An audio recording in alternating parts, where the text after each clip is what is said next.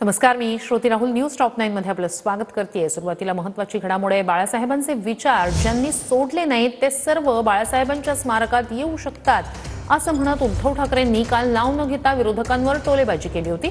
ठाकरेंच्या याच वक्तव्याचा श्रीकांत शिंदेंनी आज समाचार घेतला। बाळासाहेबांचं स्मारक सरकारनं बनवल्याचं म्हणत उद्धव ठाकरेंमध्ये धमक नव्हती असा हल्लाबोल श्रीकांत शिंदेंनी केलाय।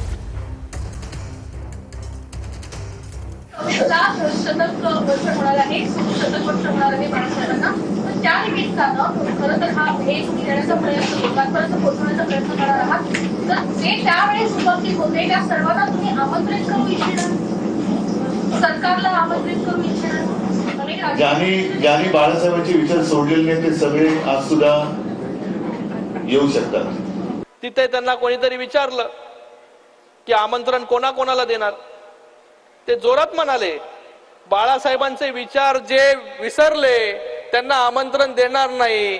मला वाटतं एक दुसऱ्याशीच बोलत होते ते की बाळासाहेबांचे विचार कोण विसरले आणि कोणाला लोकांनी घरी बसवलं हे जरा आत्मपरीक्षण आज तरी करा, नाहीतर जे उरले सुरले आहेत ते पण कधी निघून जातील कळणार नाही। आणि स्मारक आमंत्रण भाई असं बोलतायत की आम्ही आमंत्रण देणार, स्मारक कोणी बनवलं? स्मारक सरकारने बनवलं। सरकार स्मारक बनवते, तुमच्यामध्ये धमक देखील नव्हती ते स्मारक बनवण्याची।